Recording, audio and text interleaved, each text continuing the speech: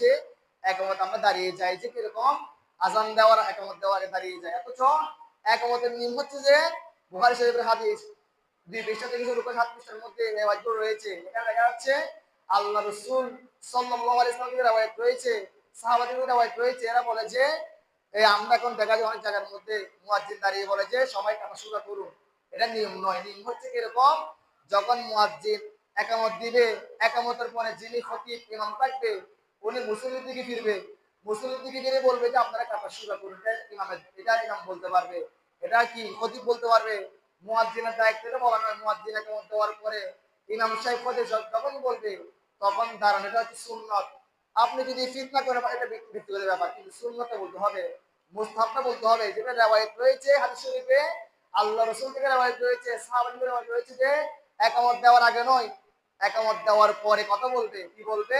কি যেটা বলতে হবে কাবা সোজা করো। আল্লাহ রাসূল তো বলেন যে আমি তোমাদের সামনে পিছনে দেখি। তাহলে আল্লাহ রাসূলের চোখ ছিল 6টি। আল্লাহর চোখ কয়টি? 6টি। দুটি হচ্ছে কপালের চোখ, আমরা সামনে দেখি, আমাদের পিছনে কি দেখি না। আল্লাহ রাসূল দুটি চোখ ছিল, এই যে পিঠের মধ্যে যে নবুয়তের শির মোহর মারা হয়েছে ওইখানে দুটি চোখ ছিল।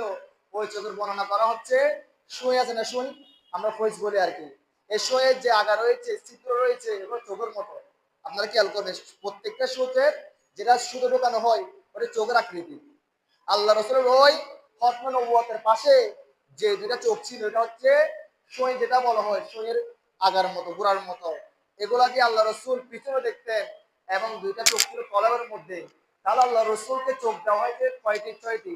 ওনার চোখ বড় 6টি। তো ওনার মধ্যে যে বিশিষ্ট বৈশিষ্ট্য ছিল আমাদের মধ্যে নাই। উনি বলতেছেন তোমরা পিছনে কি করো, আমি সব দেখি। সেজন্য আল্লাহ রাসূল ওই হাদিসে বলে দিচ্ছেন তোমরা একমত দেওয়ার পরে যখন খতিব সাহেব বলবে তখন কাজ শুরু করবা। যখন আমরা হাইয়াল আসসালাহ বলবো, হাইয়াল ফালা বলবো, তখন সবাই দাঁড়াবে। আল্লাহ বলার আগে দাঁড়ায় যাবে না, কাজ শুরু করার আগে বলবে না। হাইয়াল আসসালাহ বললে, হাইয়াল ফালা বললে দাঁড়াবে।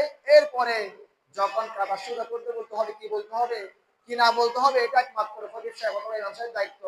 এখানে কোনো ব্যক্তি